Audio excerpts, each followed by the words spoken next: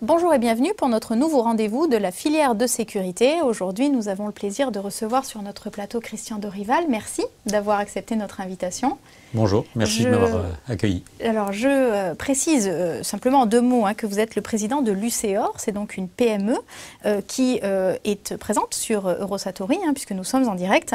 Et vous êtes donc une PME française leader des solutions réseau sans fil à très haute performance.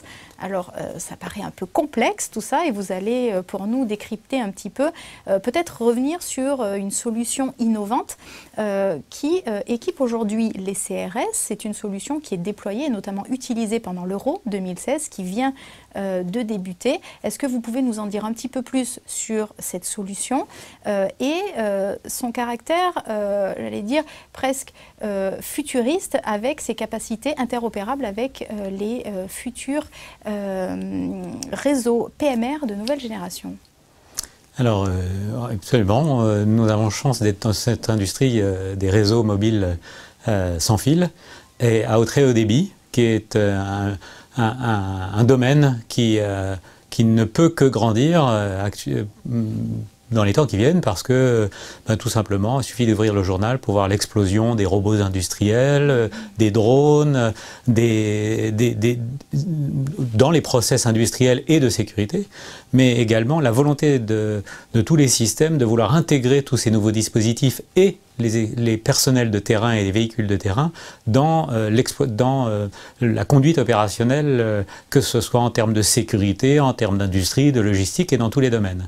Alors quand on applique ce domaine au réseau, eh bien ça met en œuvre et en évidence des besoins d'innovation, de nouvelles technologies, puisque d'un côté finalement vous avez des réseaux très haut débit qui sont en fait filaires, de la fameuse fibre, qui sont certainement très performants et très fiables, mais dont la mobilité et la flexibilité évidemment n'existent pas.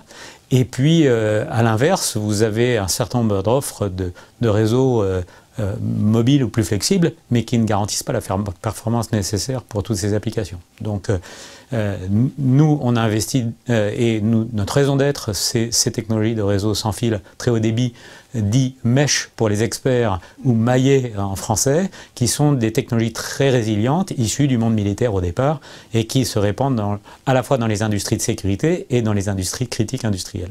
Quels sont peut-être en particulier les avantages que présente cette solution pour les clients potentiels, que ce soit à la fois du côté défense, mais aussi du côté sécurité?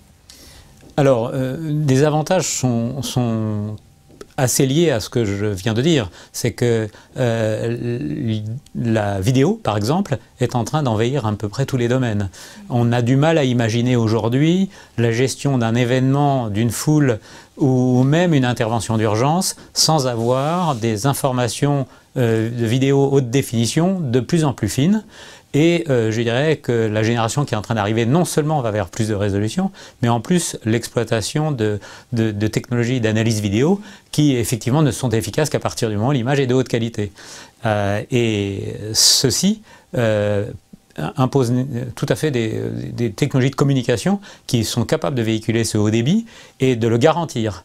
Et une chose qui est très claire, c'est que les réseaux de type partagé ou opérateur sont des réseaux, comme on le dit, justement partagés et dont la garantie de service ne peut pas être présente puisqu'elle dépend du nombre d'utilisateurs connectés. Et de l'autre côté, vous avez des réseaux qui sont garantis, mais la façon de les garantir sont obligés de se baser sur une ressource radio extrêmement faible et donc des débits extrêmement faibles et en tout cas certainement pas à la hauteur de ces nouveaux enjeux de la vidéo haute définition. Pour la partie purement sécurisation du flux de la donnée, comment est-ce que vous pouvez assurer, garantir cette sécurité? On m'a parlé des différents nœuds. Est-ce que vous pouvez nous expliquer comment technologiquement parlant, ça fonctionne? Alors, la meilleure image que l'on puisse faire, si ça s'appelle un réseau maillé, l'image qu'il faut retenir, c'est une constellation de nœuds de communication qui sont tous intelligents, Vous n'avez pas un nœud maître comme une station de base GSM qui, si elle était en panne, tous les équipements à proximité ne se retrouveraient sans réseau. C'est d'ailleurs pour ça que les militaires ont voulu inventer une technologie résiliente. C'est que l'ensemble de ces nœuds sont intelligents et découvrent chacun leur propre environnement pour communiquer. Donc, si vous et moi sommes des nœuds de communication, automatiquement, je vais découvrir que vous êtes présent, vous allez découvrir que je suis présent, et la communication va s'établir. C'est vrai s'il y a un troisième, un quatrième, un 50e, un 200e nœud qui sont dans le réseau, et tout le monde va interopérer. Donc on comprend pourquoi ces réseaux s'appellent aussi quelquefois les réseaux auto-cicatrisants, puisque une route qui serait devenue indisponible à l'instant T, et ceci en temps réel, est instantanément en temps réel compensée par une autre route. C'est le principe des réseaux, des réseaux résilients militaires, mais encore une fois, elle est appliquée maintenant au domaine de la sécurité et des applications critiques industrielles et logistiques. Donc ça, c'est ça qu'on fait. En parlant de sécurité, on a souligné, donc peut-être vous allez revenir sur cet outil SARIS qui est donc déployé au niveau des CRS. Aujourd'hui, c'est pendant l'Euro, c'est un événement sportif, mais est-ce que cette solution que vous proposez pourrait aussi être déployée pour assurer, par exemple, la sécurité d'installation de sites sensibles, de sites critiques? Alors, absolument. Peut-être implémenté de façon différente, puisque dans la sécurisation d'événements, on est bien conscient qu'on a peu de temps pour installer, peu de temps pour désinstaller, et je dirais les gens qui sont professionnels de ça, comme le système SARIS des CRS, ce sont des systèmes où ils opèrent la sécurité d'un événement, à peine l'événement terminé, ils remballent tout, et ils iront refaire un déploiement site d'à côté, et ça recommence toute l'année comme ça. Et qui plus est, on peut bien imaginer qu'une fois que l'événement a commencé, il n'est pas question d'aller faire de la maintenance ou de la réparation de réseau en plein milieu de l'événement. Si un sommet de chef d'État, un G8, un G20, à cette occasion, plus personne n'est autorisé à venir. Dans la sécurisation de sites, bien souvent, en tout cas les sites un peu critiques, des dispositifs de vidéosurveillance existent déjà, mais encore on est encore largement sous-équipé sur le sujet. Mais il faut déjà prendre en compte tout le besoin, et on sait aujourd'hui, tous les articles sont parus sur des sites industriels et militaires, sur le fait que de nombreux sites sont encore très très loin d'être équipés, que les sites existants n'ont pas toujours prévu de glisser de la fibre partout dans leur sous-sol, et que les sites sont extrêmement grands, d'où ça rend l'opération extrêmement complexe, très longue à déployer et totalement hors budget bien souvent, qui peut être la cause tout simplement de l'abandon du projet et donc de l'abandon de la sécurité du site. Donc ça, c'est une première notion qui est fondamentale, c'est que les réseaux maillés sans fil, en complément des réseaux fibres qui sont déjà là, permettent de très rapidement, extrêmement rapidement, déployer du réseau haut débit sans fil pour assurer la sécurité des sites et par exemple aller raccorder des endroits sur un site qui ne serait pas du tout surveillé à cet égard. Et puis je rappelle que dans la protection de sites, de plus en plus viennent pour le coup les technologies d'analyse vidéo qui ont besoin de qualité d'image, donc s'en servent également, et pas que les caméras qui sont connectées sur le réseau filaire. Et puis enfin, un dernier point qui est extrêmement important, dans la sécurisation de sites, ce que l'on voit de plus en plus, c'est les nouvelles technologies d'assistance à la surveillance automatisée, que sont les drones, les robots, ou tout simplement les véhicules de ronde de garde qui, en se déplaçant, peuvent être également équipés elles-mêmes de caméras et renvoyer ces images mobiles au centre de supervision qui est l'ensemble du site, avec un double bénéfice pour les opérateurs qui sont dans les véhicules de savoir que le centre de surveillance les voit au cas où il leur arrive quelque chose, et réciproquement, s'ils se déplacent, de pouvoir continuer à surveiller le site, même s'il n'y a plus personne dans le centre de supervision. Donc sur le plan des ressources humaines, c'est pas négligeable non plus. Donc voilà, et nous on le voit tous les jours avec de nouvelles solutions de robots de vidéosurveillance qui, en mobilité, peuvent continuer à diffuser leurs images et à assurer des rondes et à multiplier les rondes dans des endroits où c'est pas forcément avisé de le multiplier.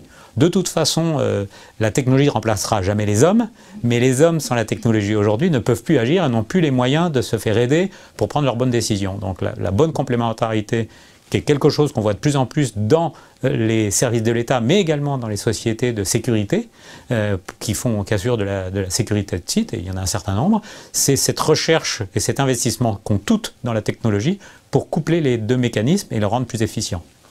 Une dernière question, Christian Dorival, sur la typologie de votre entreprise. Une PME, aujourd'hui, elles sont nombreuses en France. C'est vous qui portez tout le côté innovation, notamment. Comment, aujourd'hui, se positionne l'UCEOR sur à la fois le marché français, mais aussi à l'export? Vous êtes sur Eurosatory, vous venez chercher de la visibilité. Certainement, je le pense, du business. Quelles sont aujourd'hui vos perspectives d'avenir? Alors les perspectives d'avenir sont effectivement le résultat de tous ces développements et ces travaux autour des réseaux haut débit mobile finalement. Cette visibilité dans le cadre d'Eurosatory qui est un événement majeur, permet non seulement de montrer nos produits, de montrer à quel point on a des partenariats avec un écosystème de partenaires de type caméra, logiciels et autres pour faire des solutions complètes chez nos clients. Et on sait très bien qu'Eurosatory accueille de très nombreuses délégations de pays étrangers.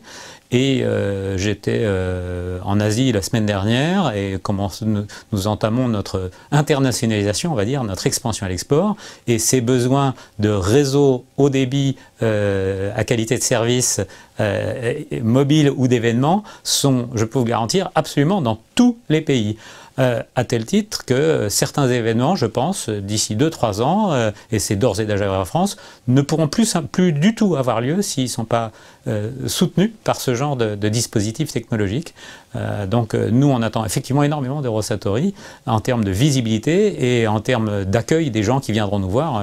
On a un stand, on est ravis de les accueillir et de discuter avec eux de ces problématiques-là et de leur mise en place.